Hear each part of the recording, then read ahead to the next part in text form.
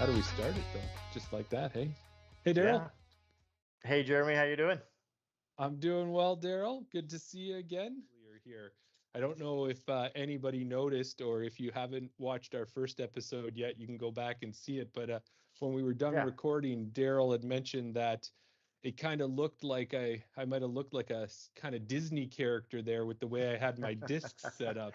So in honor of that, I've come prepared with There you my go. R2D2 ears That's that I almost, picked up. that's almost perfect. Those discs, And actually, they look like they're just sitting on the shelf right now. well, I'm not going to wear this the whole episode. I just thought you might get a kick out of that. Now, I know I threw this on you. We didn't discuss this. So put on your Yeah, thinking cap here and shoot some yeah. holes in my idea. The bit of a pause there was me taking a second to try and think the pros and the cons. And all you can I, think of is how wonderful the idea is, right? yeah, we'll end the episode there. Yeah, no, no. Or should I say, it could be partly my catchphrase? You know that I like your idea, but you're wrong. Ouch. I So don't what? know. I don't necessarily love the idea. I'm not going to say I hate it. I'm just Okay. trying to think why I don't like it. I Hey, think that everybody. Welcome to Chain Out, the disc golf podcast for Canada. Nope, I'm not doing that one. I got lost. I got lost.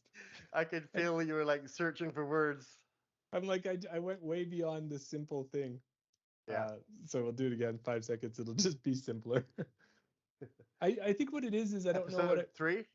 it's episode 3, but do I want to call it the Chain Out or Welcome to Chain Out podcast?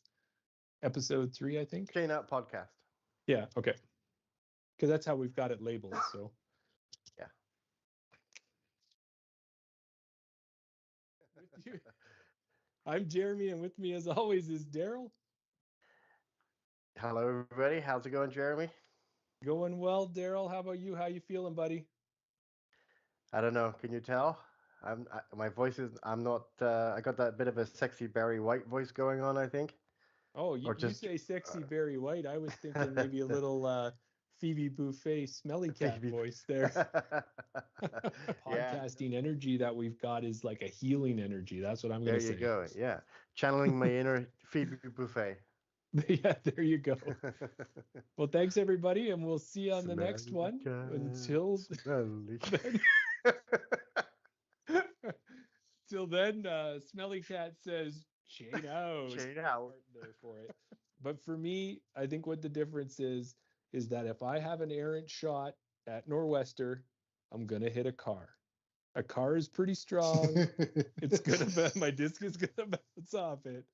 If I have an errant shot at the hills and I know hit where a you're person, it's going to bounce off them, but it could do a lot more damage hitting a person. And I feel that those tight Right. lines, I'd rather go onto a road and hit a car or hit a truck or something like that than hit an actual person. So that's what I'm gonna use as my deciding factor of why I'd prefer to play Nor'Wester. Plus, Nor'Wester is gonna have the longer distance, all the things that we Right. talked about than the hills. But one of those things is I'd rather hit a car than hit a person. That's a fair.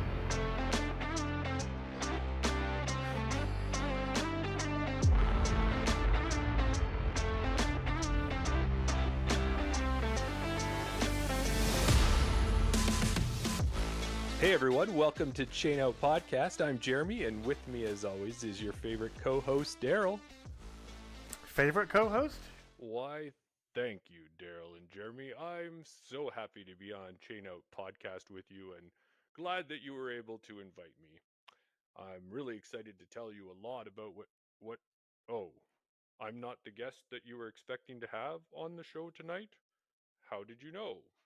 That's the thing. So I had a huge mix, Yeah. a whole bunch of different brands, but then I hold a Comet, and then I hold a Buzz, and then I hold a Wasp, or I hold whatever. Name your EMAC Truth or whatever. Yeah. They all feel a little bit differently in your head. It's not the same disc, even if Yeah.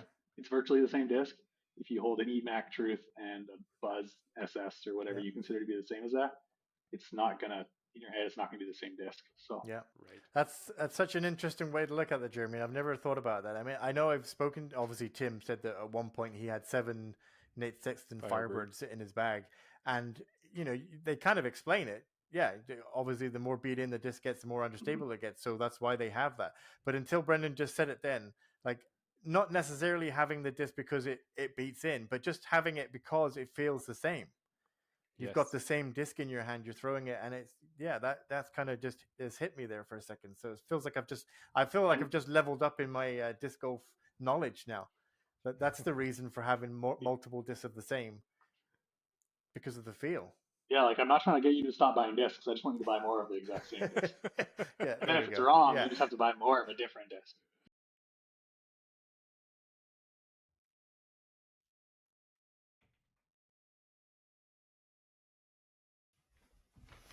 You want to hear something? I hear there's a secret word on the street. I don't know nothing. But I hear the secret word is horse feeder. But you didn't hear it from me. Yeah, no. So who knows what's going to happen in the spring and summer? Maybe we might go down to 1 every 2 weeks. Maybe we'll Don't the quality talk won't. like that. Who knows what's going to happen? I'm just preempted. I'm just kind of giving ourselves a barrier. What do they say? Under promise and over deliver. Over deliver. I'm just going to over deliver all the time. You like the weekly? We're giving you the weekly. Yeah, you don't have to episode. All right, let's do it. What have you been up to? People don't want to hear our woes of editing. They just want the final product. And this is the final product. So what have you been up to? It's easy for you to say, hey, yeah, I'm cool if women play. Oh, it's a women's event. I'm going to go out to this other course and play that weekend. Well, why wouldn't you just give that weekend up and support them? That's such a good point. I was thinking that same thing, Jeremy. Yeah. Yeah. Like I know Kristen it makes total sense as well. Kristen Swirls, I think, has an event coming up, right? She's up first.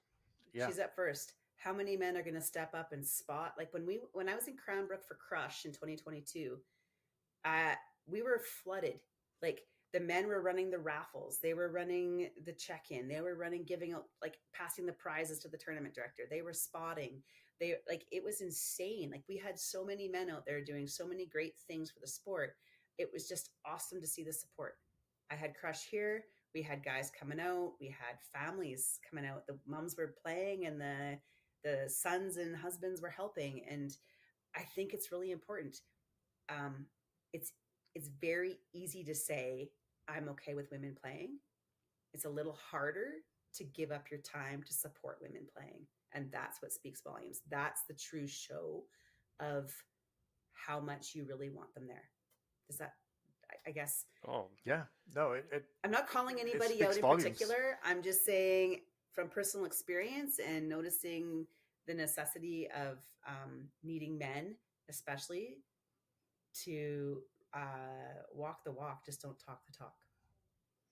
Well, I felt like that was just a light bulb moment that you just mentioned there, because when you were saying it, in my mind, I was thinking, well, it's a women's event, so they don't want that masculinity involved in it because they don't want, the men are here thinking that we can't look after the event. Like that was my mindset. But then when hearing you say that you want men involved because it shows that we're supporting, I looked at it from a different point of view, and I can understand now, actually we should be volunteering. And it's not like we're trying to take over. It's not like we're trying to say you can't run your own event.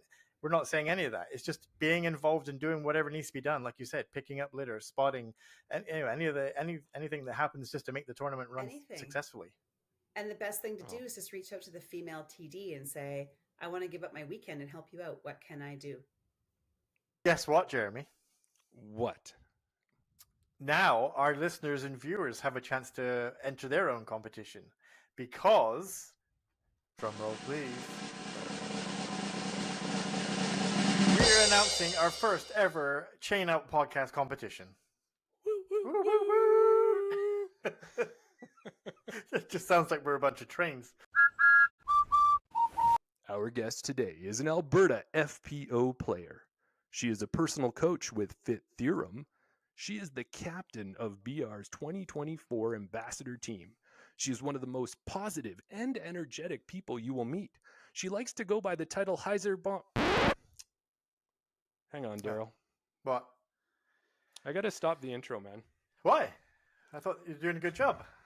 Well, when you have a great guest on like we do today, right? I don't think the standard intro is gonna work. I think we need more. More? How can you get? How can we go bigger than that? I think we need a song, buddy. A song? It better be a solo song. Yeah, no, I was gonna put you on the spot right away. Yeah. No, I'm thinking more of a song. Yeah, are you ready for this? I hope you're ready. I'm ready. I'm working on this buckled all in. week. All week I've been working on this. Okay. All right. So this is a song inspired by the great Tom Jones. Here we go. High's a bomb, high's a bomb, high's a bomb hong. Not only can she throw it straight, but she can throw it long. High's a bomb, high's a bomb, high's a bomb hong. It's time to bring her on the show. So Darryl, if you're ready, let's go.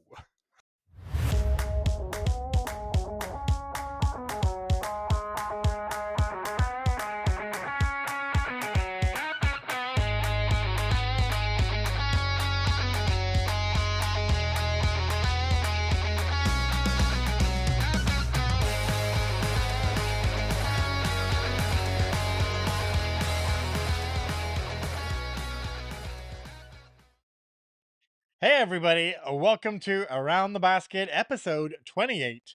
I am the host, Darryl.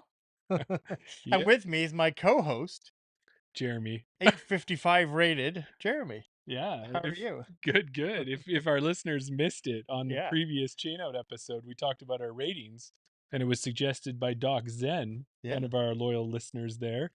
Whoever's the highest rated becomes the host, and whoever's the second highest rated is the co-host. So host with the most. I always thought we were both co-hosts, but I'm happy with this honor. Gives me something to work towards this month. I think we both agree that we should. Well, I maybe we don't agree because I think you do more than I do. But you do more. We have our own. We have our lanes, I think, and we're both really good in the lanes that we're in. And if the last episode, if you thought that Darryl didn't talk as much for one reason or another, it was because he was keeping everything in the lane. And you managed to do it. You kept that episode going, which was awesome because we could have lost that episode.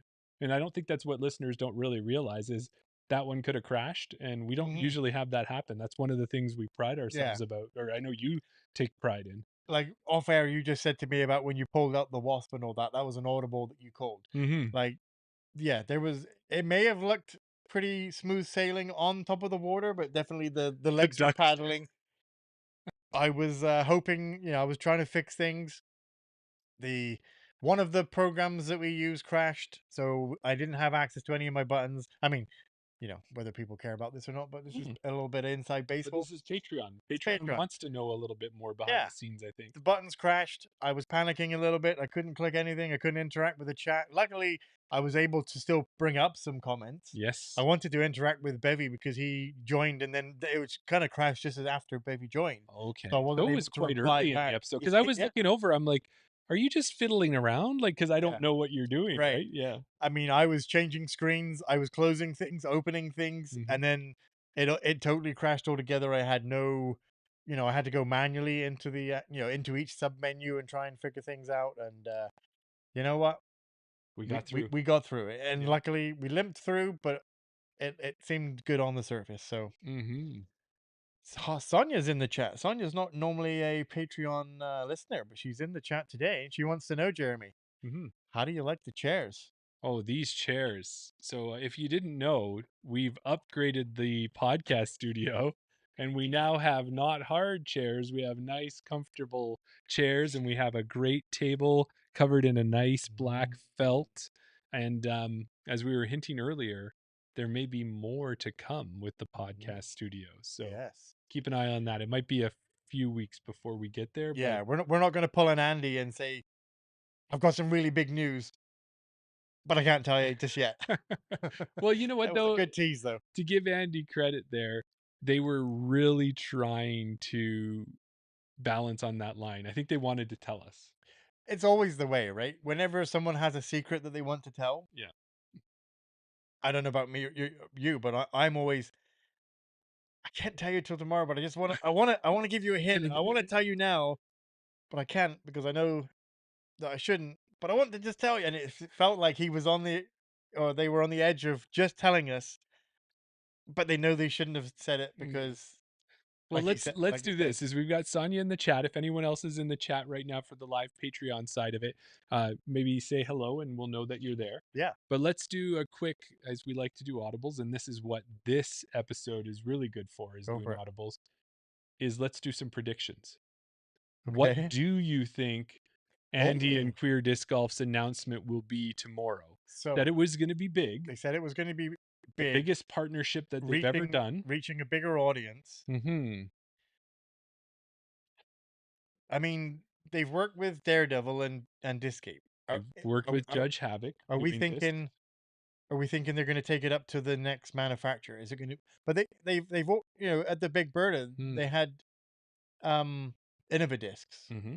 So I don't know. So I don't think it's discs, and they've worked with Polyrhythm now, and they worked with Cold Garden. I'm thinking. I want to think it's a disc manufacturer.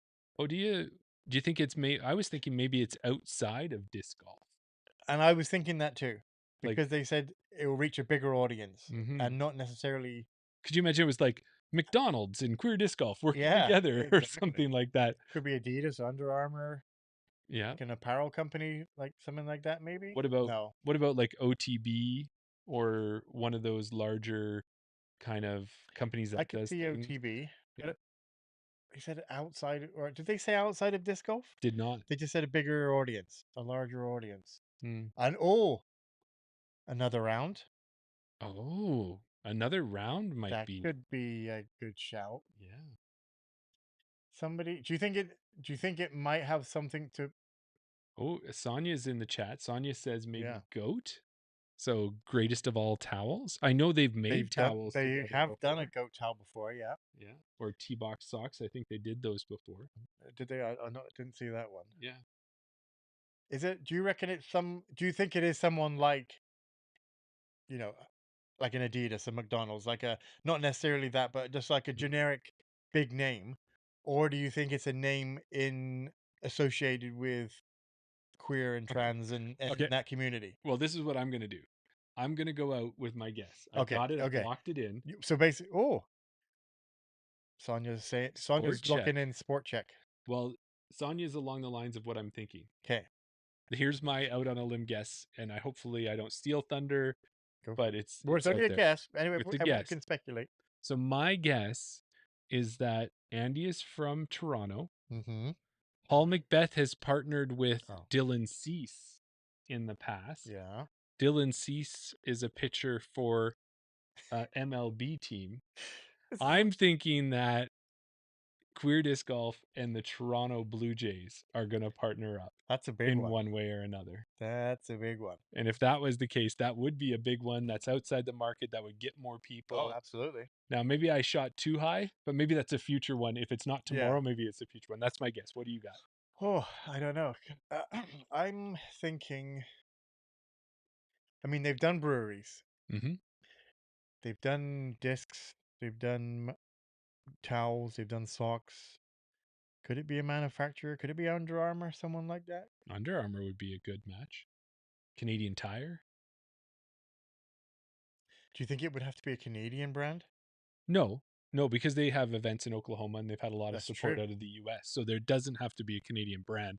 I just know that. What would take Queer Disc Golf to the next level? Oh. Because yeah, Sonia's with me. She said Toronto Maple Leafs could be that too.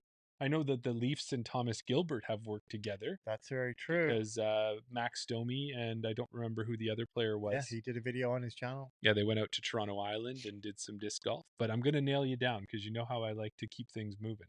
Yeah, well... What's your guess? I feel like I got to put a timer up. Okay, what we're going to do is we're going to talk about subjects. But we're not going to have we're going to have a subject for 3 minutes and that's it. You don't get to talk. You don't get to have an opinion. So you get to talk about it as long as I say you can. Then you have to stop. If you ever want to know what it's like to do a podcast with someone who has a slight amount of ADD, then just ask Darryl because he'll tell you all about it. All right. Well, I mean, I think you might be on the right line with the Leafs or the Blue Jays, but I think I'm going to go with Under Armour. All right. I want to say another round, but I'm trying to lean away from disc golf, so I'm going to stick with Under Armour. I think it's an apparel sponsor. And I think what we can do is if they get together with a large brand name apparel company, then you're close enough. If they get together with a major sports team, then I'm close enough. Okay. All right. That's if it's a food and beverage company, then neither of us got it. Then Sonia can have that win. Okay. Well, there we go. So thanks for stopping by. We'll see. There you go. Thank you to all our Patreon members for our support. We are still holding strong, Darryl, at 30 members. 30 members is fantastic. It is fantastic. And we appreciate all of that support. And do us a favor and keep telling your friends, tell your family, tell fellow disc golfers, and tell them to check it out and subscribe. And let's keep growing that fan base and making these episodes better and better. And put your comments out there. We always want the interaction. We want to talk to you in the live episodes in the Patreon. We want your thoughts and opinions. If you've got ideas about how to make the episodes better and more catered to you, that's part of what it's all about. And then of course we put it out on YouTube afterwards, so anyone else can check it out. It'll be out on the Saturday. Well, I don't know if we want to maybe go to that right away. This weekend on the Saturday, are you going to be able to put it out on the Saturday? Yes, I can do that. Really? I am a tech wizard. I can do those sort of things, Jeremy. Yeah. What's going on this week? This week? Oh, I see where you're going with that. I thought we were going to talk about that later. We can talk about it later now. Yeah, we can talk about it now. Yeah. So the reason why I can do it is because I'll be able to schedule it. And the reason why I'll need to schedule it is because I won't be in Edmonton. You will not. I'll be taking a trip with Sonia, who's in the chat. We were lucky enough to be, well, we don't need to say why. Guests. Yeah, we're guests. We're guests. We're heading out to Comox Valley. You know what's happening out in Comox Valley, Jeremy? Well, there's a reason why when we talk in a little bit about the preserve happening this weekend, there's a reason why 2 notable Canadians are not going to be there. That's right. Yeah. So, and those 2 notable Canadians might be the most winningest A-tier Canadian winner of the 2025 season, MPO Thomas Gilbert. Yes. With 2 A-tier wins under their belt in the Dieppe Open and Foxwood Open. Correct. And then the highest rated, I believe, FPO in Canada, Sophia Donica. She will be there as well. Yeah. So when we get to the preserve talk, we won't be mentioning them. No, because they won't be there. They will be with me. Or I will be with them. You're going to be with them? Yes. We've teased about it before. We've mentioned it on the podcast. We've spoken about it on Instagram.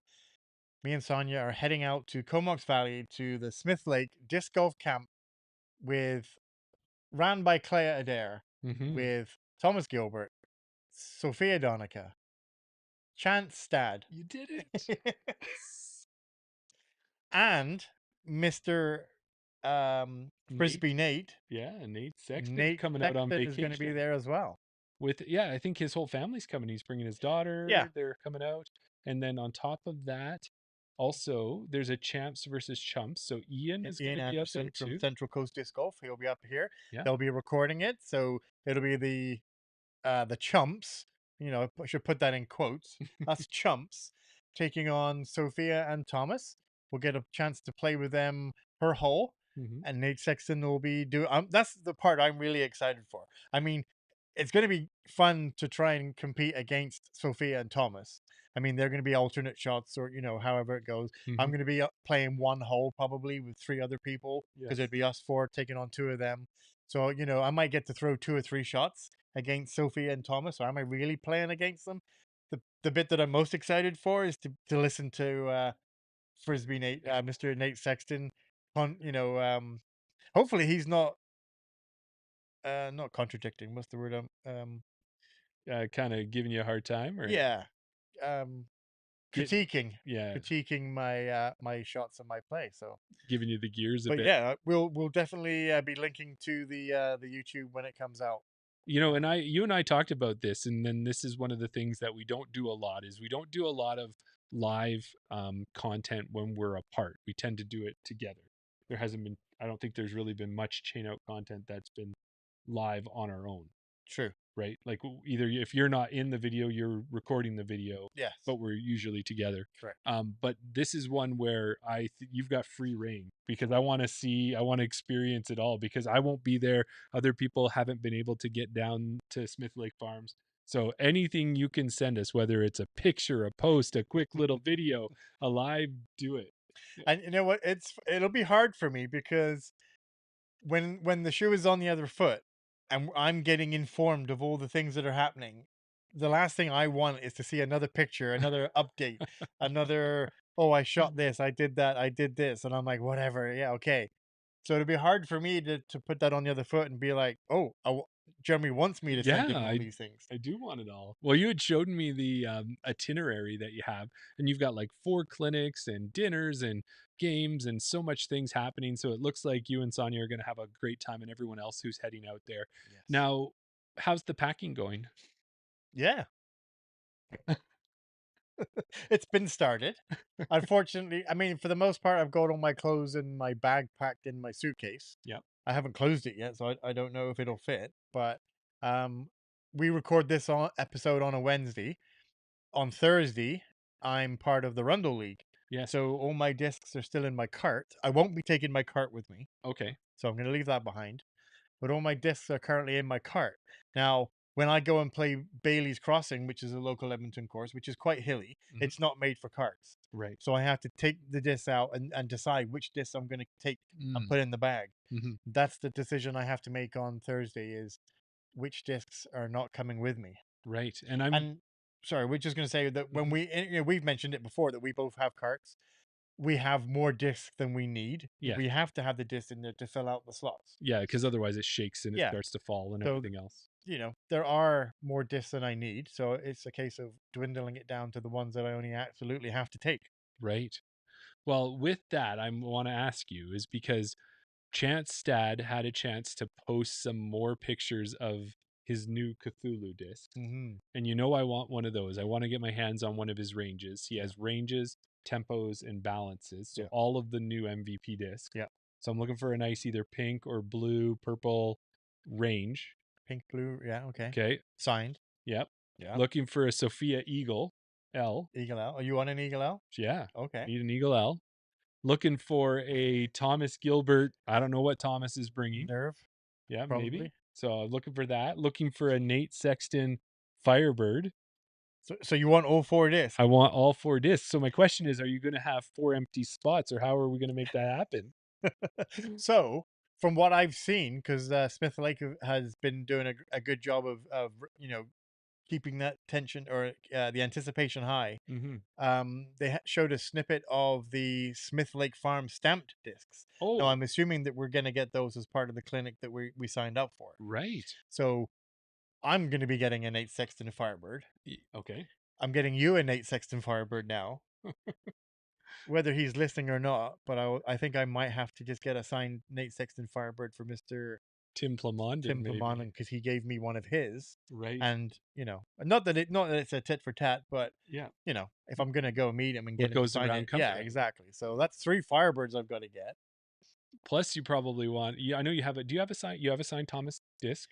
I don't know if you need a new one, but I have a signed Mana, and you have a signed Sophia disc, and I have I have 2. I have her J, and I have her Eagle L. Right. So I'll be getting another one just because I throw the Eagle L right now. Yeah. So I might just have to get a new one and just keep that one on the shelf because I don't throw the J anymore. And you don't have a Chance disc yet. I don't. So I'm going to have to get one of those. So I think, you know what, we might have to take advantage of. And I think Sonia's yeah, go ahead. I think you're thinking the same thing Sonia's thinking. Yeah, I think what you had mentioned, that maybe you'd have to hit the post office. And one of the things we found out is that when you go to Canada Post, stale mail, yep. When you go to Canada Post now, they have flat rate boxes. Yeah. And the biggest one, it's going to cost about if you had a signed Nate Sexton Firebird, that cost you like $35, right? Probably. Yeah. That's what the box will cost you. And the good thing about the box is, like you said, it's a flat rate. It doesn't matter about the weight. It doesn't matter where it's in the box. Yeah. And it's across Canada.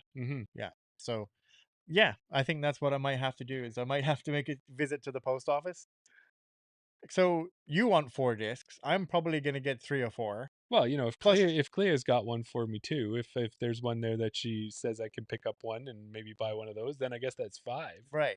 Yeah. So there's going to be 6 or 7, maybe 8. No, there's going to be 8, There could be 9, 10, 10, 12 10, discs. 10 or 12 discs I'm bringing back.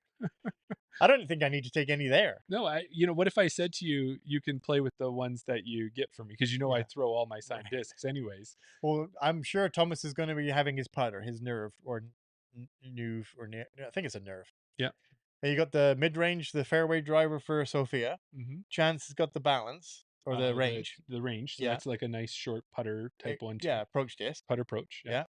And then the Firebird for the overstable kind of driver. Yeah. That's all I need. There you go. That's awesome. Well, that was one of the things. Now, another thing I wanted to chat about. So you're gonna have a great time. I'm excited for you. I'm excited for Sonia. You're gonna have fun. I am sad that I'm not going, but I know I couldn't go, and that's okay. Right. So that's why I want to live vicariously through you. So I do want to hear as much as you guys can say. Wait. And if you don't, I'm going to text you. That's what's going to happen. You will be. That's when when you get 8 texts in a row, and I'm like, dude, read the texts. The thing is, this is the second Smith Lake camp. Thomas and Sophia did one last year. Mm-hmm. I don't know if Chance was involved last year. I know Nate wasn't, but I don't know if Chance was. Yes, Chance was there. So this is the second one. Mm-hmm. So there's going to be a third one next year. So you'll have a chance to come next year. You got to make sure that you clear that space in your diary next year. I'll have a chance to meet Chance next year. Sonia says, don't forget the other goodies. Well, I mean, Sonia's going to be, and I think I'll probably buy some Smith Lake Farm honey. Oh, for sure. I've got to get some honey, and I think I do love some sausage and some meat. And then there's that brewery that's there that she was talking about, where they had the 3 amazing kind of not so common nachos. I don't think I can ship those. I don't think I'd be able to put those in my suitcase. No, but you can send me pictures of them as. Oh, I'll be sending you pictures. Yeah, so I can see how amazing they look from your point of view. Yeah, that'll be cool. Now, we were talking about this weekend, the DGPT event, and one of the things is we always try to focus on Canadian disc golf, and we are going to have a Canadian piece of content as part of this conversation. But we had talked to Ryan Bonner of Local Disc Golf, and he had mentioned that there is room for conversation just about other things happening in disc golf. And one of the things that's happening this weekend, actually tomorrow on Thursday before the Preserve tournament, is the match play. Yes. And Casey told us about match play. You had reminded me of that. Yeah. Because it's one of your favorite stories, right? That happened at one of the WIF Diff events. Exactly. Yeah. He has it was the WIF Diff is meant to be all about bringing countries together and, bridging barriers and things like that. And at the WIF Diff, they give out an award for the team spirit. Team spirit award. And I think Canada came last. Not part in due to the fact that he almost came to fists with I think it was the Norwegian, or it might have been or Finland. Finland. Yeah, there was a team that so in match play, when you win the hole, the other team stops. If they don't get to finish out the hole. So so it's not about your score. No. The only thing about your score is did you shoot less than the other team on exactly. And as soon as you've won the hole, the other team gets to pick up their disc. And in that event, the other team decided that they wanted just to putt out to keep putting and keep the practice. And Casey said, no, pick up your disc. And they got a bit heated because he wanted to finish and he didn't want him to finish. Well, and I think that's the rules of match play. Now, was it that, or was it when they were in Australia when he said there was like cheering in the backswing and stuff? Like there was a little bit. There was chirping. Shimp there. Yeah. Was that at that event too? No, that was in Australia. Oh, the one that was in Estonia was the one that they went to. Right. So anyway, so match play. So the Pro Tour has put together a match play event at the Preserve for day 1, and they've got 4 matchups. And I thought what we could do is take a quick look at them and kind of give our thoughts and opinions on how we think they're going to go. We can do that. So maybe we'll start. Do you want to start with the last match that they showed, or the first match? Oh, look at that. Oh, hang on. Yeah, that's the one, right? There we go. Yeah, there we go. So we got the group play event DGPT Match Play Championship presented by Pound, FPO and MPO. Yeah. Happening. Is our time there? Our time's not there. Central time is 3, so we're Mountain, so it'd be 2:00 p.m. Right. Good. So let's get started with the main event. Okay. It's the next one in the list. Yeah. Perfect. Let's see it. Main event. Kristen Latt versus Silva Saranen. Yeah. Now, what they did was they posted for us, and we've got it up on the screen here, is their 2024 stats on a head-to-head basis. Yeah. And how many wins they had. Now, obviously, Kristen, you would expect, because Silva just kind of came on the scene or started showing up at more North American events last year. Yeah. So Kristen's got 6 wins. Yeah. Silva's got 2 from last year, and I think both of hers were actually European events for the European tour. Yeah. But other than that, their stats are not that far apart when you look at it. Like you would have thought, oh, no one's close to Kristen. Right. It's impossible. But apparently it is possible. I mean, it depends how much weight you put into stats. Mm-hmm. The one that you need to look at is the top. 6 wins for Kristen, 2 for Silva. If you go down and look at the birdie rate and the C1X putting, C2 putting, and fairway hits, Kristen just proves that, okay, she's first in birdie rate with 39%. Mm-hmm. She's 6th with C1X putting, 9th with a C2 putting, and 7th in fairway hits. But that all doesn't matter if she's got 6 wins. Right. So the stats don't equal the fact that she wins. She might have not bad stats, but not first in every category. Mm-hmm. But that doesn't really matter as long as you take down the W. Right. Whereas if you look at Silva's stats, like you said, they're kind of even. Her birdie rate, she's 5th. She's 3rd in C1X, 2nd in C2 putting, and 20th in fairway hits. So a little bit more of a tighter putting area. She's really good. Yeah, in putting and birdie rate, her stats are quite tight. The fairway hits is where she drops down a bit. Mm-hmm. So kind of, like you said, kind of similar in stats, but when you look at the top. Yeah. Well, and I would say there's also a recency thing as well. And before last year, it felt like Kristen was unbeatable. If Kristen was in a tournament, then, odds on favorite. And not that has gone completely away, but just in this last tournament at the Ale Open, Silva ended up taking it. Exactly. Now, it was a close battle, right? But yeah, it shows that she can be beaten. And this is... They were both over in Europe for this event. Mm-hmm. So they're both flying back across. So they're equal in jet lag and travel and things like that. Mm-hmm. Just depends, did they take the same flight? Are they? Did they both get to the practice?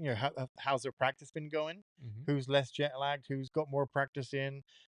Like you said, Kristen played more events last year, so maybe she's more. Maybe I don't know. Maybe Silva's never played Preserve before. Maybe, and then also when you think about it too, wins are based on having a better score overall. Mm-hmm. So let's say Kristen hits an eagle, Silva hits a bogey on the first hole of a tournament. Mm-hmm. There's already a gap, and it makes it very difficult to catch back up.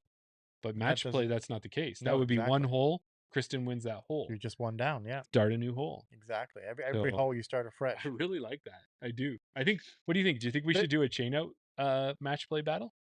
We can. Yeah, definitely. I don't mind winning again. That would be interesting though, because like you said, we've tied. But that's only tied on score. Right. But if you, like you said, if I went clean with 1 birdie, 1 bogey, and I finished even, mm-hmm. but you had 4 birdies and 4 bogeys, that would mean that you won 4 holes. Right. So in that case, you would come out top on match play. Could be, and it depends in the order that they happen.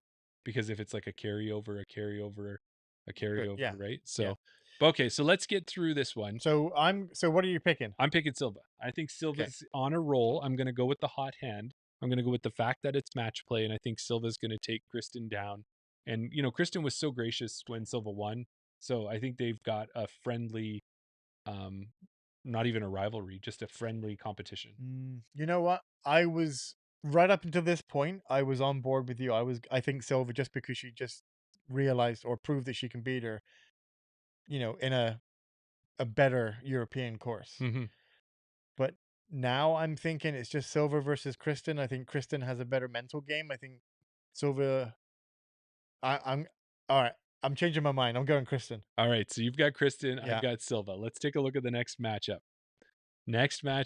Simon Lizotte versus Calvin Heimberg. Yes, this is a tough one for me. And this is 2024 stats. So Calvin leads with 2 wins over 1 win for Simon. Calvin was 4th in a birdie rate, 21st in C1X putting, 55th in C2 putting, and 12th in fairway hits, where Simon was 14th in birdie rate, 23rd in C1X putting, so he's close to Calvin there. 54th in C2 putting, so just one position better than Calvin. And actually the same percentage. In same percentage, yeah. So it was just they had to go to the decimals. Yeah. And then 77th in fairway hits. So on paper, Calvin's got the win, is what it says. Now, what do you think on this one? Well, those are the 2024 stats. Right. And I think Simon had his second baby last year. Yes. And I think he didn't play as many tournaments. I think he was obviously, he had bigger things on his mind than, when he was actually in an event. He didn't play his greatest. This year, I think he's come out of the gates a lot better. I do like my Innova boy, Calvin. But Calvin hasn't been, he hasn't been lighting the course on fire. He's been playing pretty good, but I think when Simon is on, I think Simon wins. But then, having said that, no. Yeah, no, okay, I'm going to go Simon. All right. Well, I think this is a quick conversation because I'm going to say if it was a full round, I would give it to Calvin because watching what he's been doing this year, seeing him in practice rounds almost acing holes that shouldn't even be reached on a drive, and he's almost acing them. You're thinking about that one over the water? Yeah, exactly. So I would give it to Calvin if it was a full round who had the better score. But in a match play, I think Simon has the experience. He's got the trick shots. He's got probably a little bit of the mind games with Calvin, I think. How seriously do you think Simon takes this? I think what happens is he comes off that he's probably not taking it seriously, but underneath, I think he is, and I think he takes it down. Because I know it was just a practice round, but I watched him do the practice round at Glendoveer, and in his vlog afterwards, he even said to his cameraman, he was like, I get to a point where if there's people watching, they expect me to do the Simon lines. So he's like, I just want to practice the hole, but people demand that not demands, but people expect him to throw these crazy shots, the rollers, the big hyzers, the Simon lines. So he finds that he's doing that. He's not actually practicing. So in this type of event, I don't know how much money is on the line. It's not going to count as a win or anything like that. It's only a one round. It might not even be one round if depending on the match play win. Yeah. I don't necessarily know if he takes it as seriously and just treats it as a practice round or an entertainment exhibition match. Well, those are fair comments. Does it change your mind to go back to your Innova boy? Yeah, I'm thinking. Because I'm taking Simon. I'm okay if you take No, Simon. all right. I'll take Calvin then. All right. So we're going to split it there. Yeah, we'll split it. Okay. Sounds good. And let's move to the third one. This one, we might just both be on the same page, but we'll see. You want to say who we got there? Yeah. So going back to the FPO, we have Kona Montgomery versus Jessica Weiss, both Innova players. So 2024 stats, Kona has 2 wins. Jessica has 1 win. Looking down at their stats, kind of even again, really not lighting things up. Kona's 32nd, 18% birdie rate, 41st in C1X putting, 41st in C2 putting, and 8th in fairway hit. So that's where she jumps up. That's a big number. Yeah, exactly. And then Jessica's 23rd with birdie rate, 30th with C1X putting, 30th with C2 putting, and 37th with fairway hits. But when you say the big one, she was 8th in fairway hits, referring to Kona, that was 76%. Whereas if you look at Jessica, 37th, 66%. So it's only a 10%. So one out of 18 shots. And there's only 18 fairways. Yeah. So if we look at that and say 10%, that's like 1 out of 10 shots less, would you say, that Jessica's hitting the fairways? Yeah. But I think when you're throwing 18 holes, maybe there's a pair of 5 and there's 2 fairway hits that you have to hit, right? So maybe you have to hit 22 fairways, 24 fairways. And so that means that Jessica's going to miss maybe 2.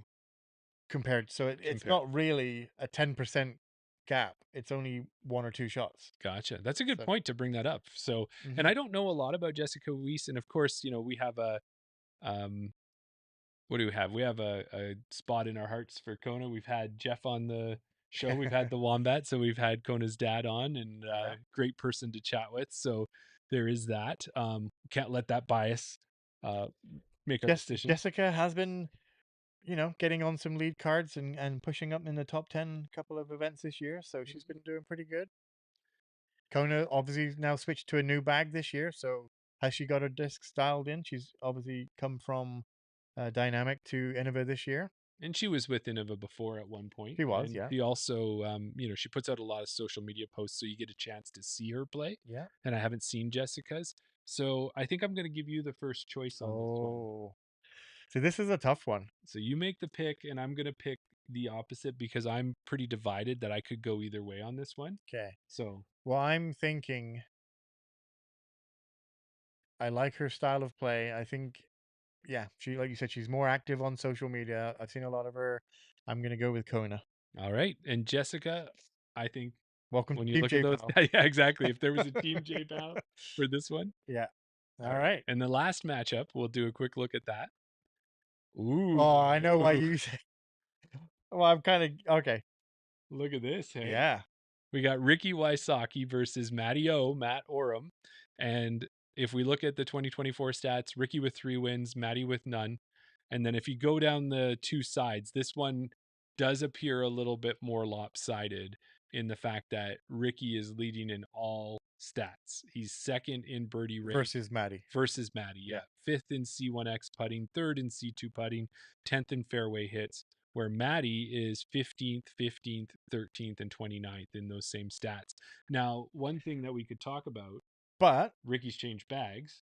I would just like to bring you back to the stats again. Mm-hmm. So Matty's 29th in fairway hits with 75%. So he's hitting 3/4 of his fairways. So it's not even one shot maybe in a round. and Ricky's 78%. So he's only 3% better. Yeah. So, and then you look down the list, 33% versus 38%, 87% versus 90%, 41 versus 49. So I think when you look at the percentages and the stats, the percentage versus the position, percentage is what you got to key in on. And when you look at that, you got to remember, because you might have a lot of ties as well, right? Yeah. And I was going to say with that as well is that the MPO division is so huge and you've got so many great players in it that it doesn't take much to be in a different position. So you're right. Positions shouldn't be there. But I mean, the big stat is obviously the one at the top. The wins. Yeah. That one you can't argue. No, exactly. Now, Ricky did change bags. He's Discraft this year. And listening to Tour Life here, actually on the way over, or Grip Lock, one of the other podcasts, they were talking about. There's other podcasts. Yeah, they're those American ones. They're not the Canadian ones. But Ricky is still trying to figure out his putter. His putter that he's been getting developed with Discraft hasn't been approved yet, and the dagger is what he used to throw. Right. And right now he's throwing. I think he's throwing. Whose is it? Barella's Luna. No. It's Barella's Focus or something like that. Oh, okay. Anyways, he's throwing one, and the question was, is his putting really there? So I think that evens it out because Matty's been throwing West Side forever. Yeah. And he's got that dialed. And also, too, is I think he's a pretty, what's really good about this matchup? Hey, Dylan. Is I think the two of them are going to have a lot of good gamesmanship. Yeah. Because Matty's a personality, Ricky with the Raptor legs. I think they're going to lean into this event and have a lot of fun with it. Just before you give me your pick. Yeah. We have Dylan in the chat, and I just want to quickly go back through the picks, Dylan. We're picking the match play. So I want to know who you've got, Kristen or Silva. Yep. Simon Lizotte or Calvin Heimberg. Kona or Jessica Weiss. And now we're on Ricky versus Matty. So I want to hear your picks of which ones you think. So put your picks in there, and we're gonna get ready here. Never mind. He's going off to do lawn mowing duties, so he won't be able to give us our picks. Well, but he'll catch up tomorrow. Later. Put him in the comments. Yeah. Yeah. So in this one here, down to you. My gut would tell me to go with Ricky because Ricky is the proven winner time and time again. Yeah. But to me, I think Matty O is going to be hungry. I think he's a fun guy. Okay. I think he's going to work Ricky over and get into his head a little bit. Mm-hmm. And I just want to see I want to see Matteo win because it's what is it? Is it low tide? What is he? Roll Tide. Roll Tide, yeah. Yeah. So I want to see some Roll Tide happening. Roll Tide over Raptor Legs. So that's who I'm picking. Oh, okay. So are you going to go with Ricky then? Oh, okay, never mind. He just finished the lawnmower duty. Okay. So Dylan's got Kristen. Yeah. So that's your pick. Yeah. He's picking Calvin.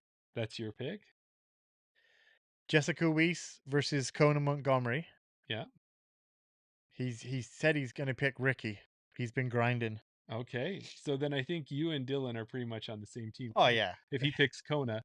So well, yeah, exactly. Well, it depends if he picks Kona or Jessica. Yeah, but it didn't. We could have picked the same people. Yep. There was nothing There's to nothing say that we had to pick differently. We almost did with Simon. Yeah, but we ended up picking each individual person, and on this one, I would have gone for Ricky. There you go. So if you pick Ricky, I would have said I have to pick Ricky as well because I don't see a way for Maddie to beat Ricky. I mean, I think it's match play. I think that's what it is. Dylan's going Jessica.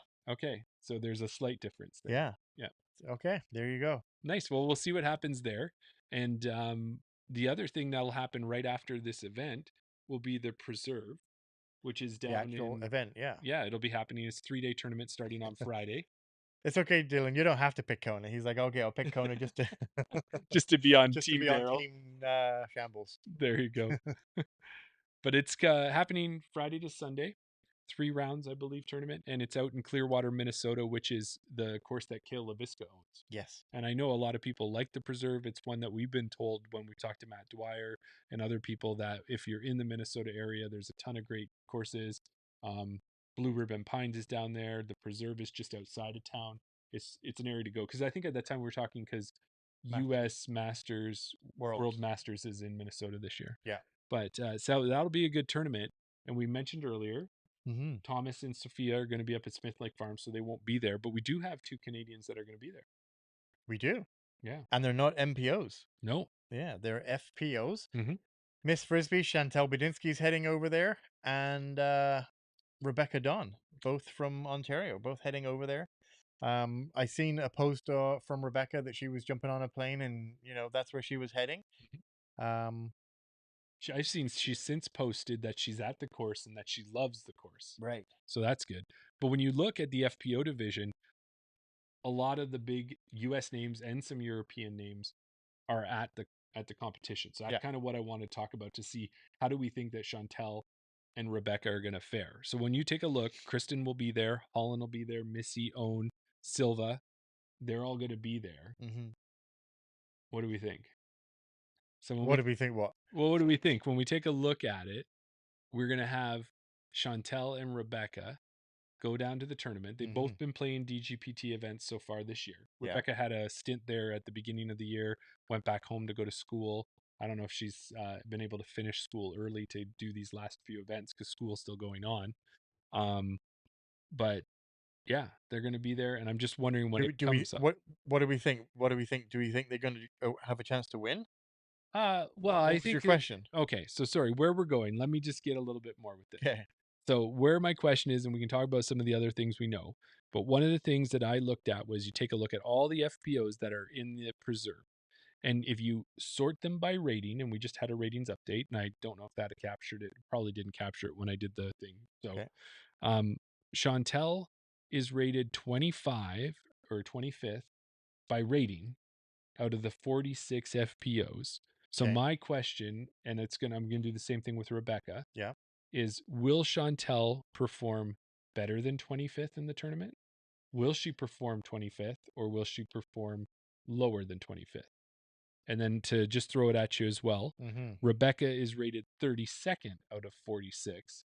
Same question for her. That's what I thought we could ask ourselves. Well, if I look at I'm looking at the PDJ.com at the event, and I have them sorted by rating. Excuse me. So, Chantel is right around Ali Smith, Eliezra Mittling, Deanne Carey, Kona Montgomery, Holly Finley. Okay. By rating. By rating, yeah, she's right around that kind of group of ladies. Do I see Chantel playing better than Ali Smith? Well, let me give you some more information to help you with this. Okay. So Chantel, and I think you know this information, so maybe it's just more for anyone listening. Yeah. So Chantel was just at an event called the Women Strolling Rolling, and that was in Ypsilanti, Michigan. Yes. And she won that event. She did. And you said you looked a little bit more into that event on how she did. Yeah. So after the first round, it was a 2-round event. After the first round, she was tied with Alicia Schaefer. It looks like they were both tied at even par. Mm. And then in the second round, Chantel said, "Okay, I know the course now." Goes out and shoots a -6 in the second round. Wow. And Allison shoots a -1. So they were tied after the first round. Chantel decided to put the hammer down. She wins the event -6. So yeah. So Chantel's riding on a high. Confident win, yeah. Yeah. And ratings day happened this week. And when you look at ratings day, Chantel did not go up or down. She's at 943. Right. So she's played a bunch of events this year. So she's holding steady. So now you've got all the details and information I think you need to make your like thoughts. I was going to say, like, if she's 25th, 24th is Ali Smith. Do I think she's going to beat Ali Smith? Yes, I do. Okay. Eliezer Mittling, she's 23rd. Do I think based on rating, do I think she's going to beat Eliezer? Yes, I do. Lucky Lawrenson, she's 22nd or whatever, wherever we're going up. Do I think she's going to do better than Lucky? Yeah. Raven Klein, do I think she can outplay Raven Klein? Possibly. I think maybe there might be a little bit of so I'm going to say she's going to do better than 25th. That's a good way to analyze it. And I think you're right with that, because when you name some of those other players, Ali, I'm not as familiar with her play, but I know Ellie can have good days and bad days right now. Lucky can have bad days and good days.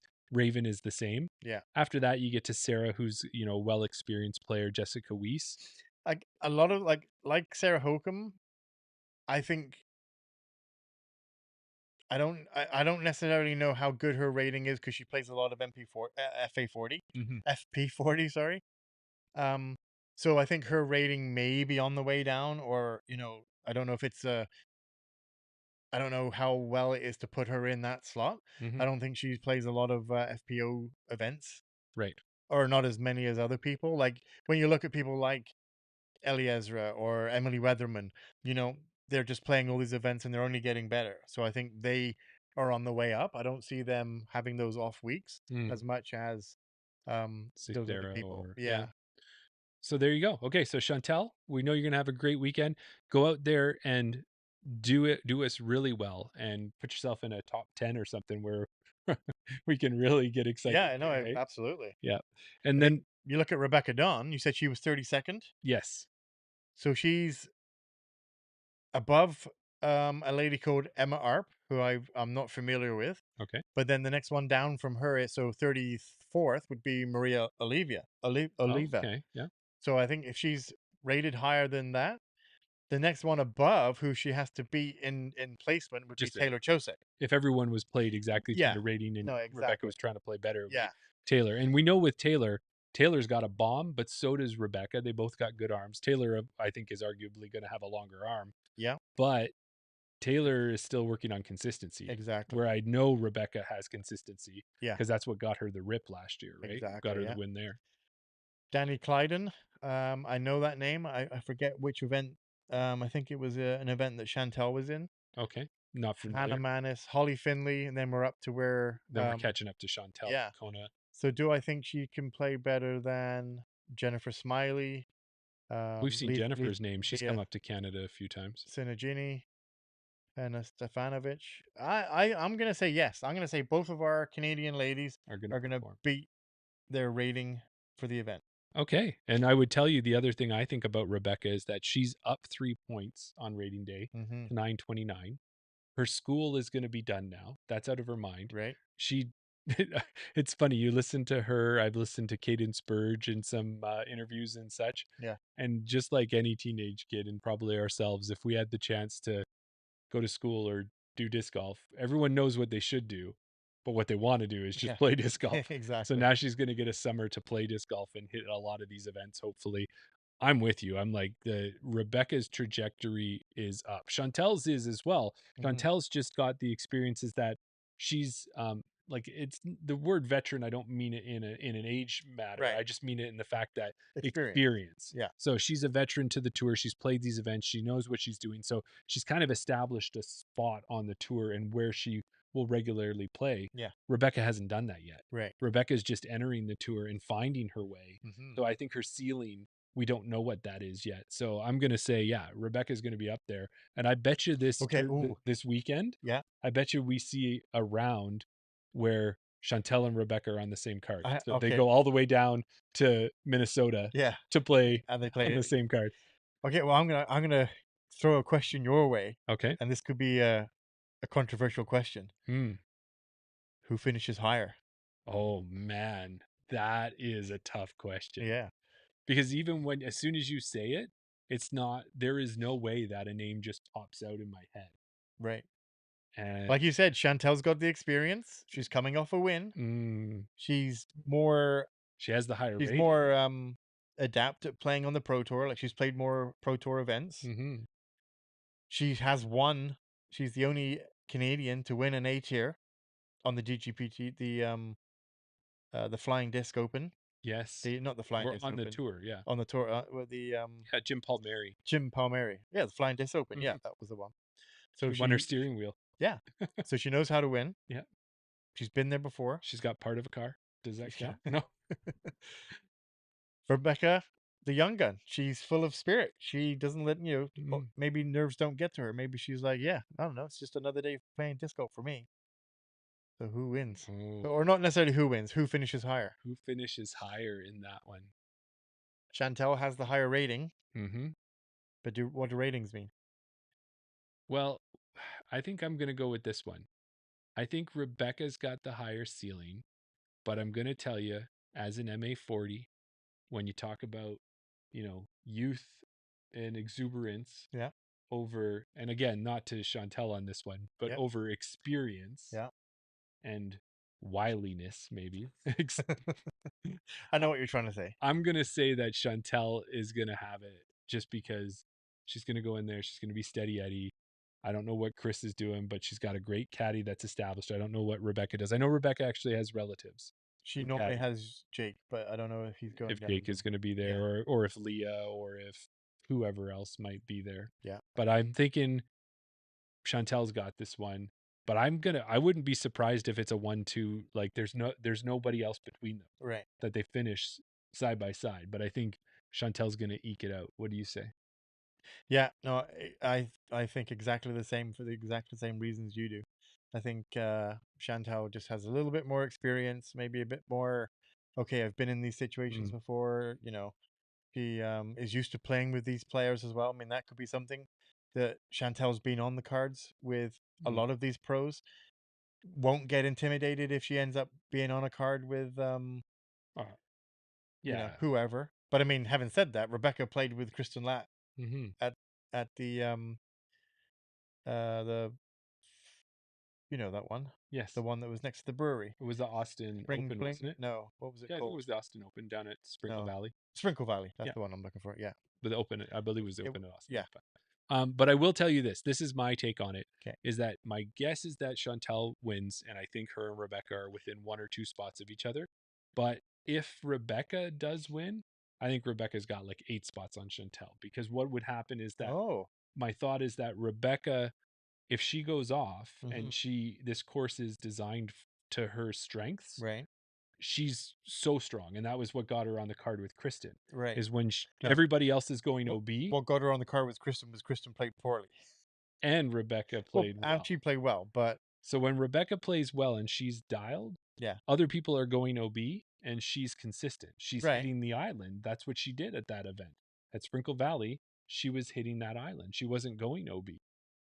Is what Rebecca was doing, where everyone else was going OB. Am I wrong? Yeah, Chantel hit the island. Oh, Chantel hit the island at that one. Okay. All right. Well, maybe I'm wrong then. Maybe it's either way. I know what you mean though. Like you said, if for someone young like that, if they can get into a groove, they can just take off. And we know that she can play well. I don't know. I don't necessarily agree, or not saying I agree. I'm not saying that you think you're right, but I think it could be like you said, if it's Rebecca Chantel or Chantel Rebecca, I think they're close. I don't necessarily think that if it's Chantel ahead, it's 1 place, but if it's Rebecca ahead, it's 8. I don't necessarily think if Chantel plays well that she's that much better than, or if Rebecca plays well, she's that much better than Chantel. Much better. Well, that's my take. I say 2 point. If Chantel wins, or not, it's not a win. No. If Chantel's ahead of Rebecca and finishes higher, I'm going to say it's 2 spots. If Rebecca finishes higher than Chantel, I'm going to say 5 or more. That's my take. Okay. I don't have And a you think prediction it's even- on spots like that, but yeah, I think it'll be close. But I think Chantel. I mean, it might not be one position. It might be Chantel finishes 12th and Rebecca finishes 14th, or there's going to be a couple places in it, but I think Chantel will take down. And my other guess, they're going to be on a card together this weekend. You think so? If you were betting on that, I mean, if I'm thinking they're going to be that close, then the odds are that they would have to be on a card together. But all right, yeah, I'll say yes. Well, either way, good luck to them both. We're excited to watch, and make sure to tune in and send them some messages and all of that, because we just want to see them both get better. And it would be great if they finished 1-2. Oh, absolutely. That would be the best thing. Best case Could scenario. you imagine? Oh, it would be so amazing. Canada has come to play. Chantel 1, Rebecca Dawn 2, Kristen Lat 3, Silva 4. Yeah. I'd like to see Own 3 myself. But wow. Yeah, okay. What about Mizey? Missy? Sorry, carry on. Inside joke there. Okay, let's do a quick one here on Wetaskiwin, and then I want to get to this quiz, and it's going to be a faster quiz than we've done. Okay. So Wetaskiwin, we went down last weekend. Sonia came out with us, and we did another chain out battle. We did. And, we were talking about how we just came off this great ratings bump. We were at spring runoff. We were like, we've figured disc golf out. We've leveled ourselves up. We're amazing. Yeah. And now it was very, very windy at Wetaskiwin, but Wetaskiwin's very wooded as well. So I don't know how much enjoying the chair. The wind. Yeah, I do. I do really like it. I feel really relaxed. Oh, it was so windy on a harder course anyway. Yeah. The front 9. You say I played better on the front 9, but it definitely kicked both of our butts. Yeah. It put us in our place for sure. But we played the front 9. It took us a long time because we had a number of throws where we just had lots of extra throws, and we had a couple discs that we had to hunt for, but we didn't leave a disc behind. No disc got left behind. Got through. But then when we got to hole 9, I think that's where we both actually, even though we were in that big open field par 4, we both had really good shots. Yeah, and Sonia had her best round. Congrats, Sonia. Are you talking hole 9? Hole 9. That's where I think things finally we started. It took me, at least, I'll say for myself, it took me 9. No, hole 8, I had a good shot with the FD. Yeah. So by hole 8, I'd figured out. But up until that point, I was actually apologizing to you and Sonia because I'm like, I hope I don't sound like I'm whining, but I'm certainly not happy with the way this round is going. But at that point, how were you feeling? I mean, disappointed for my play in the wind and not knowing how to play in the wind better. I think back to hole 5 where you made the right decision. We both made it to the corner.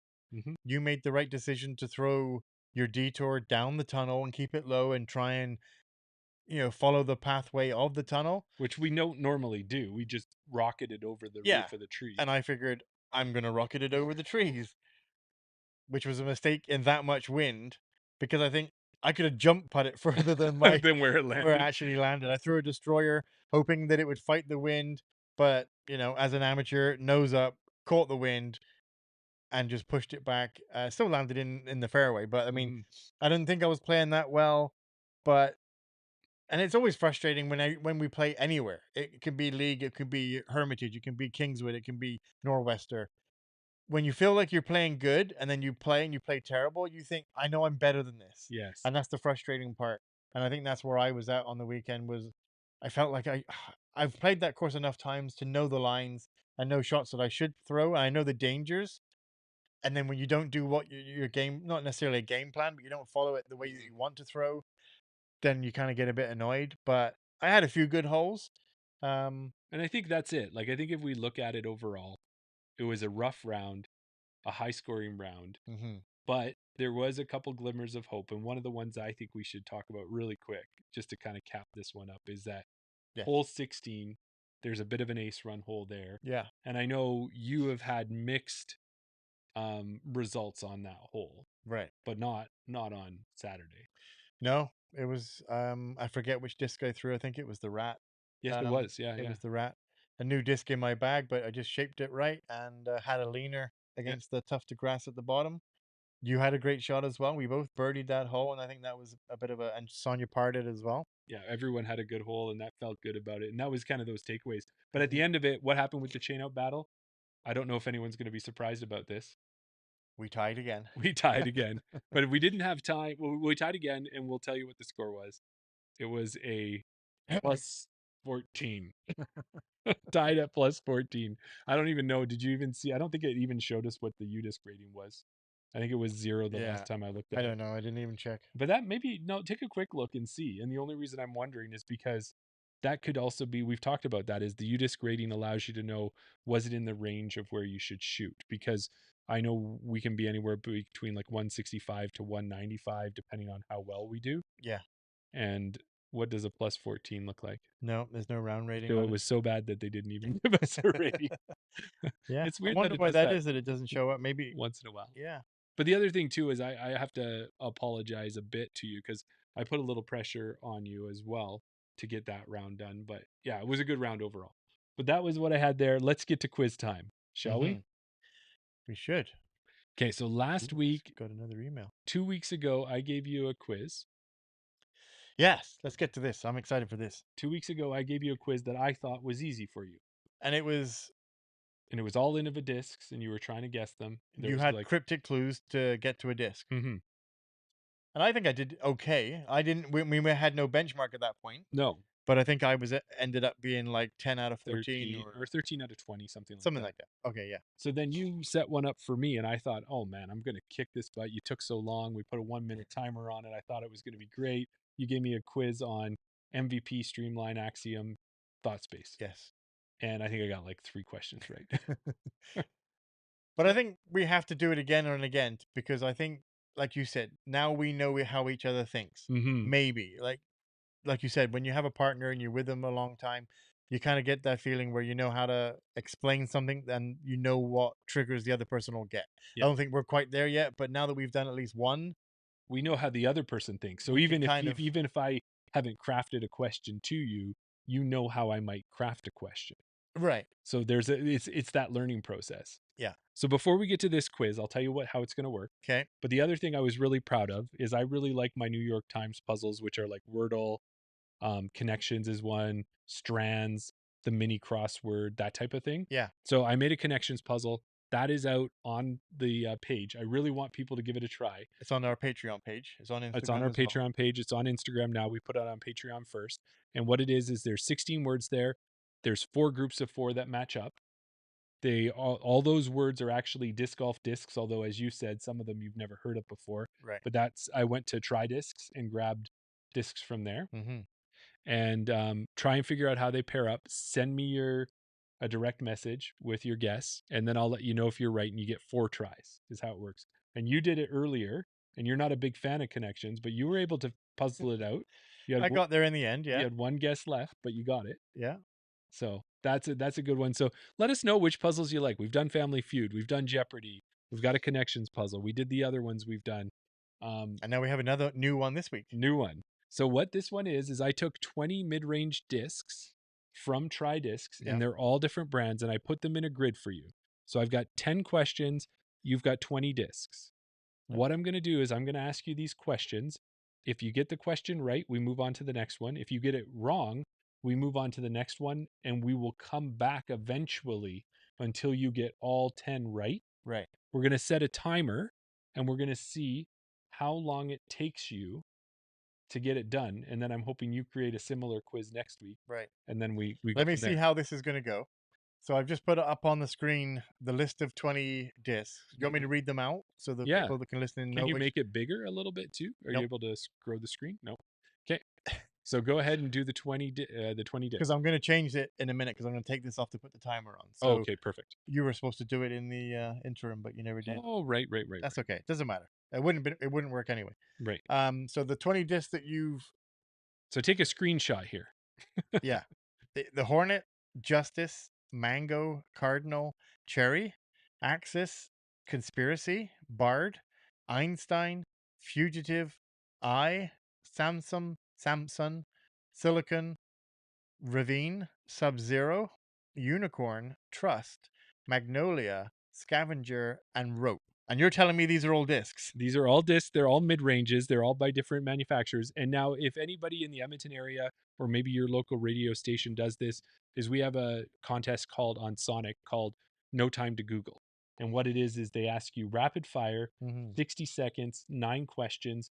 They're a mixture of fairly knowledgeable, easier to guess ones, but you have to, when you're put on the spot, it makes it harder. Right. And that's how they do it. So we got that same pattern, except you can go as long as you want, but your time is what I have to beat next week. Right. So that's where the pressure comes in.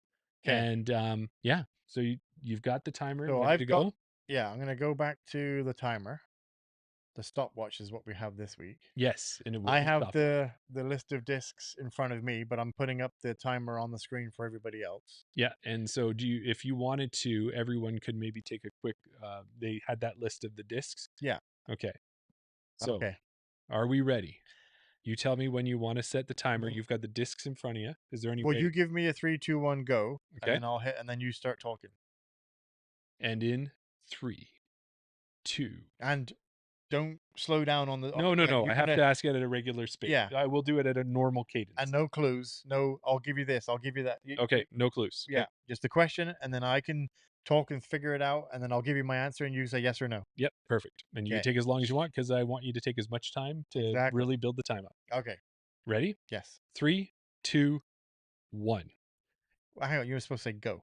Okay. Am I going on 1 or am I going on? Is this Lethal Weapon? Okay, 3, 2, 1, go. If I was to.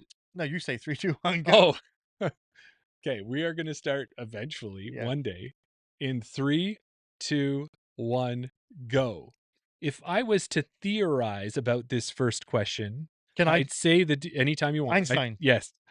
Sonya Blade, Shang Tsung, Kano, Sub-Zero. If you were from Charlotte, North Carolina, you would surely have one of these discs in your bag. Nope, we're moving to the next one. If a dungeon master set the scene in a karaoke bar, you'd certainly want to have this disc with you. Dungeon master karaoke bar.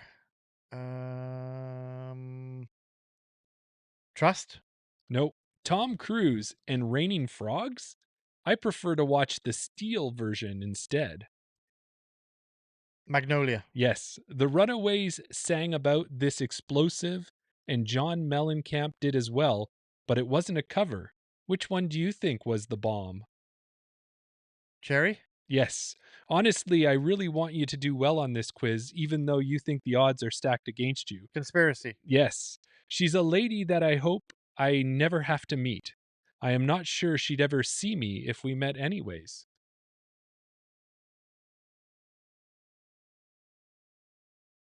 I? No. Colonel Mustard in the billiard room with the... rope. Yes. Really? You got this far? That fast? You are better than anyone else who has ever done this quiz. You truly are a...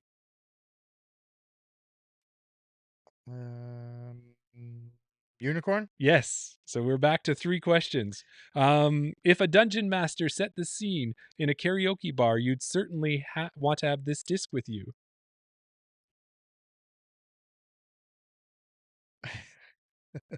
See, now I'm getting to the point where I forgot which ones I've said because I'm thinking the same question. Dungeon Master Karaoke Bar. Dungeon Master Karaoke Bar. Scavenger? No, and I missed the other one above it was, if you were from Charlotte, North Carolina, you would surely have one of these discs in your bag.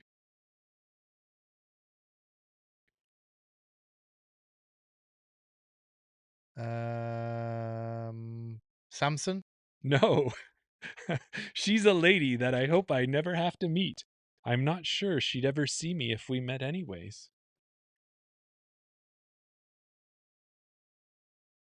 Samson? Nope. If a dungeon master set the scene in a karaoke bar, you'd certainly want to have this disc with you. Dungeon master setting the scene in a karaoke bar? Bard? Yes, correct. If you were from Charlotte, North Carolina, you would surely have one of these discs in your bag. I. No. She's a lady that I hope I never have to meet. I am not sure she'd ever see me if we met Ravine. anyways. Nope. If you were from Charlotte, North Carolina. Ravine. No. She's a lady that I hope I never have to meet. Mango. No. If you were from Charlotte, North Carolina. Mango. No. She's a lady that I never hope to meet. Axis. No. If you were from Charlotte, Hornet. Yes, correct. She's a lady that I hope I never have to meet. I'm not sure she'd ever see me if we met anyways. You could just keep guessing till you get it at this point. Yeah. Because it's your last question. Fugitive. No. Rope. Nope. Sub-Zero. Nope. Cherry. Nope. Cardinal. Nope. Einstein. Ravine. Nope. Scavenger. Nope. Magnolia. Nope. Silicon. Nope. Bard. Mango. Nope. Justice. Yes. Done. Ah. It was like three. We'll go 350 because you took a few seconds. Do you get that one though? Say the question again. She's a lady that I hope I never have to meet. Yeah. I'm not sure if she'd ever see me if we met anyways. Well, Lady Justice. And Lady Justice holds the scales and is blind. Oh, she is blind. Yeah. Yeah, she's got the blindfold. The Charlotte Hornet. I should have got that once. Once I said the answer, I'm like, oh, Charlotte Hornets. I got that. And what about the Dungeon Master? Yeah, I got the Well, okay. So I can work my way through it now. Is that what Dungeon a tough Master, one you think? A bard, yeah, and then the karaoke bar and a bard. I know bards sing. Yeah, but that was why I was trying to touch it because I didn't know if you knew the Dungeon Master tropes, right? Because you've got your barbarian and your wizard and all of those types of things. So I knew a bard was Dungeon Master, but I was like, if the Dungeon Master said it at a karaoke bar, you'd want this disc because that would be the best scenario. I know. I get it. Yeah, you went through that quick. Sonia, oh my God, Justice is blind. There you go. No, I mean, some of them were easy. Well, I mean, it's always easy if you know the answer. Yeah. But like you said, Sonya Blade, I'm like, it's got to be Sub-Zero. And then I wasn't sure if I was allowed to interrupt. Yeah, you were, for sure. Yeah. Because I wanted some of them to be that way. Yeah. So you got the theorize one right away. And I think the only thing that I did a little differently was I just picked 20 random words and then made the clues in this one. Oh, okay. As opposed to having trying 10 to that find, you made and then fill in with 10 others. Yeah, and then trying to hand pick ones that might confuse you. I just randomly grabbed 10 words and then put them together. I tried to keep some of them similar, but I was just going to say, there wasn't any really that could have been two different things, I guess. Like mango and cherry, they're both fruits. I guess you could have thought it that way, but I mean, some of the clues, and it's the way that we said in the other ones that we've done, is the first half of the clue doesn't mean anything to me, and then the second half does. So when you said about Tom Cruise and dancing frogs, I'm like, or raining frogs, didn't have a clue. But then you said steel, I'm like, steel magnolia. That came to my mind. Yeah. So and then he was in a movie called Magnolia. That's what it was called, and it was a weird movie. Okay. And it wasn't weird because of him. It was just it was a strange one. And there's a point in the movie that everybody talks about. They were like, why did that happen? Like, it starts raining frogs. Right. And you're just like, what? Like, at this point, you've watched the movie so long and you don't really know what's going on. And then frogs start raining. I'd have to rewatch it to see. Right. All right. And then the Runaways song, you know that one. That's why I put the bomb in there. Cherry bomb. Cherry bomb. And then I had found out John Mellencamp has a song called Cherry Bomb. And you would know that song, but you would never know that the name of it was Cherry Bomb. You know, one of those songs where you have no idea the title. Yeah. It makes no sense to what the song is. And then the conspiracy. I didn't even have to finish that one, but let me finish the question. Okay, go ahead. Honestly, I really want you to do well on this quiz, even though you think the odds are stacked against you. We'd never do that to you, or would we? That's where that one was going. And then, the unicorn. Really, you got this far that fast? You are better than anyone else who has ever done this quiz. You truly are a unicorn. A unicorn. So let me just bring up the words? The words so that we can go back and have a look. So the words that actually were answers was hornet, justice. Well, we can do this. I can go here. Can I do? No, I don't want it. It's probably too much to do. Yeah. So hornet, justice, mango was a red herring. Or Oh, that didn't work. Inept or yeah, Mango Cardinal. You thought our sponsor. Well, when you kept saying about something would have something, I was thinking of the hornet. I was thinking it was the cardinal bird. Mm-hmm. Like I thought the cardinal was native to that area that you were saying, Scarlet and stuff like that. Yeah, so we got the hornet. Justice was used. Cherry was used. Axis, no. Although I thought there was going to be an Axis and Allies type one. Right. Yeah. I thought I would do. Conspiracy was used. Bard was used. Einstein was the first one. Fugitive. What if I had I done a clue? Now it's too easy because you're looking at it. Yeah. But if I had just said, it wasn't me, it was the one-armed man. I would have got fugitive from that, yeah. I wasn't used. Samson wasn't used. Silicon wasn't used. Ravine wasn't used. Sub-Zero was. Unicorn was. Trust wasn't. Magnolia was. Scavenger wasn't. And Rope was. Mm-hmm. Yeah. So, what did you think of that one? I like the timing. Like I can. Did you think I did pretty well? I was thinking you were taking a long time, but then when we looked at the clock and it was 3 minutes 50 seconds, that doesn't feel like it was that. Did it feel long when you were doing it? No, I think that it kind of went in fits and starts. Like it started when you were asking the questions, I was like, boom, boom, boom, I got this, I know it. Yeah. And then there was one that's, I got stuck on one. Yeah. And I know what you said earlier about maybe there's a way that you can highlight it, put it in a grid, and you can put green and all this. Mm-hmm. And I think that may have confused me, but I like the fact that when I went through the questions and then had to go back and say, have I used that one? I'm like, oh, what did I answer the first time for this? Because I think the same question you asked me, I was looking at it and thinking, oh, that's got to be the answer that I gave the first time. And I'm like, oh, hang on, did I already say that one? And then you get into a point where, did I say that answer for this question or did I say it for the next question? Well, then you went systematic. Well, yeah, in the end, I was like, just double up because I had 2 questions left. Answer it for one quick, because that's what some people will do as well, is they'll answer, if they've got multiple answers and 2 questions, they'll give an answer for the first question, then they'll give a second answer, a different answer for the second one. And then they get confused. And then you think, why are you doing that? Just double up, because then you're eliminating one at a time. Yeah. So, yeah, no, it was good. I, in some regard, I'm like, do you have another one? I want to do another one. Well, these ones are easy to make. So if you like these ones, I think we can do them.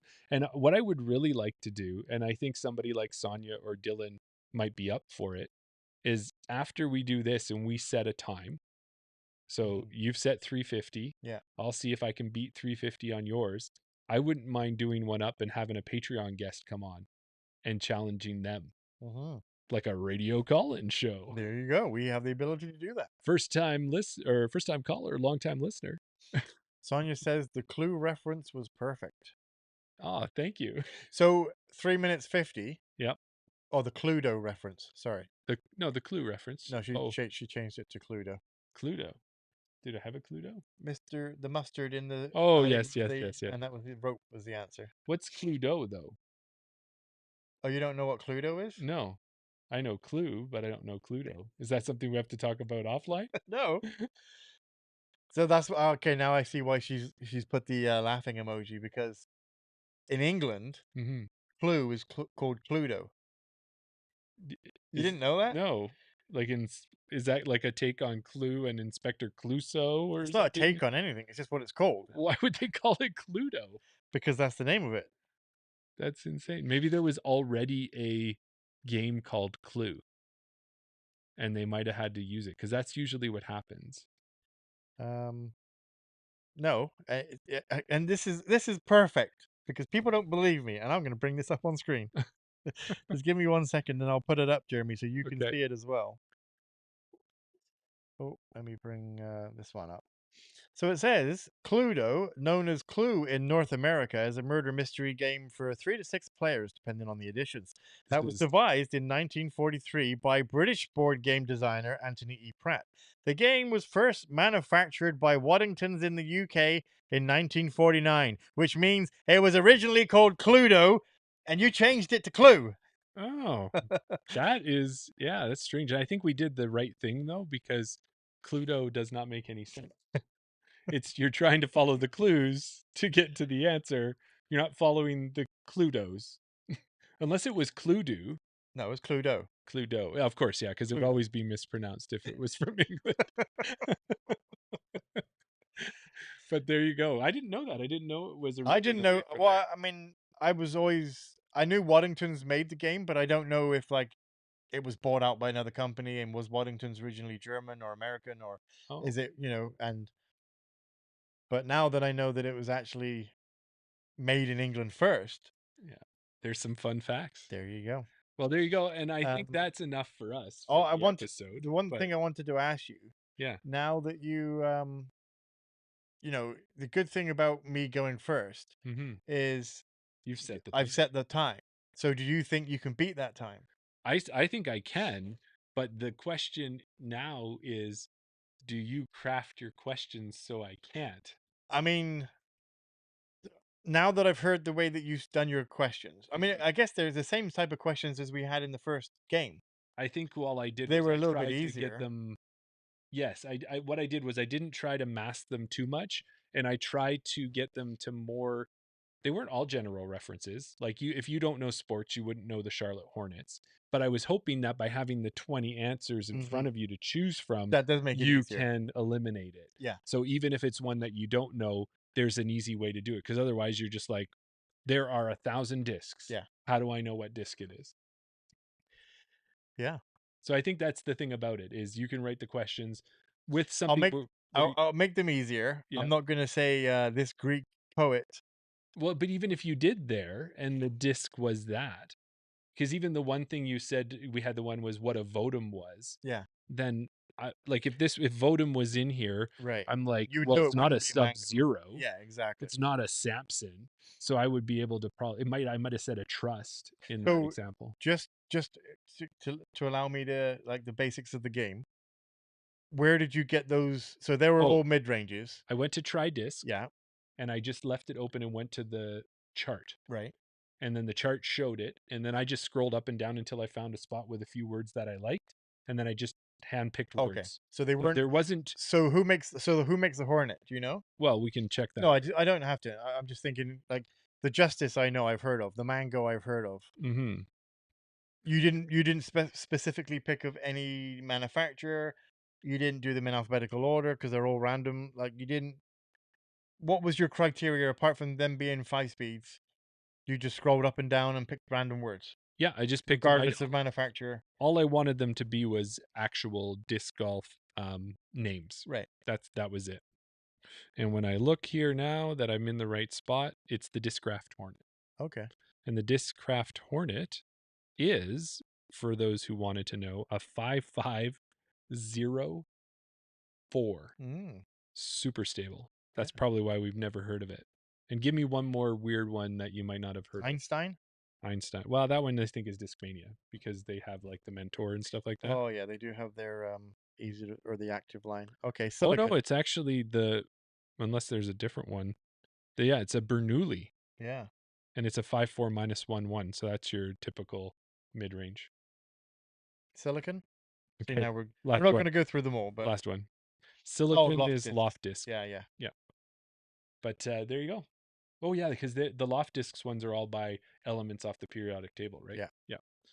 So, okay. So fun facts on Around the Basket. Yeah. Thanks, Sonia. And thank you for joining. And Dylan, thanks for being here for part of it as well. We hope these episodes are giving you something extra that you're not getting out of the Chain Out one, and we always appreciate the support. Yeah. Like we always say, we like to have a bit more fun on Around the Basket. Yeah. Whether it be the conversations that we have or interesting games that we can come up with just to entertain ourselves. And we hope you enjoy the ride. Yeah. Now, if you were going to go out to, I want to say this, is you're going to be out at Smith Lake Farms on the weekend. Yes. I don't know, they said that you're going to be doing games and different things. I don't know that Cluedo will be one of those games. I think it might not be on the list now. But you're going to be at the beach. You're going to be in cabins. You're going to be sitting around the fire doing that type of thing. Yeah.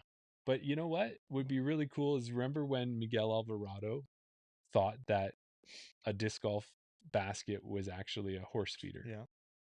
You could probably pack it full of wood and a little bit of kindling and that type of thing. Right. You could have a fire. You've got Sophia Donica, Thomas Gilbert, Sonia and Darryl, yeah. Nate Sexton, yeah. Chance Stad, And you know what? I'd love to see some photos of that, because I think all of you in that situation would be sitting around roasted marshmallows. You know where you'd be roasting them? Where would we be? Around the basket. And we'll see you around the basket next time.